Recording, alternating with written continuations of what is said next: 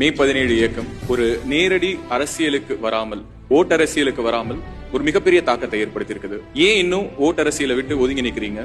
தேர்தல் வேண்டாம்னு நினைக்கிறீங்களா, இல்ல தேர்தல்ல மே 17 இயக்கம் வேண்டாம்னு நினைக்கிறீங்களா? தேர்தல் மட்டுமே அரசியலாக சொல்லப்பட்டு வந்திருக்கு. ஆனால் தேர்தலுக்கு அப்பாற்பட்டு உழைத்த, மக்களை அரசியல் படுத்திய தந்தை பெரியார், தமிழீழ தேசிய தலைவர் பிரபாகரன், இந்த போன்ற தலைவர்கள் தான் இன்று வரை நம்மிடத்திலே தலைவர்களாக இருக்கிறார்கள். அரசியல் கட்சிகளிலிருந்து தலைவர்கள் வரவில்லை. ஆக மக்களை பண்படுத்துகின்ற அரசியல் தான் எங்களுடைய அரசியல்.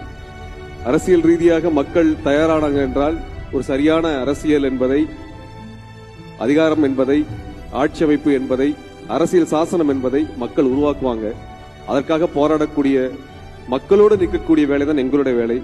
அதிகாரத்தோடு பங்கெடுப்பதோ, அதிகாரத்தில் போய் நிக்கிறதுக்கோ நாங்க வரல. ஏனால் கட்சியா நின்னோம்னா கடைசி அதிகாரத்தில் போய் நிக்கணும். அங்க சொல்லக்கூடிய அதிகாரிகள் சொல்றதை கேட்கணும். காவல்துறை சொன்னா அடினா அடிக்கணும்.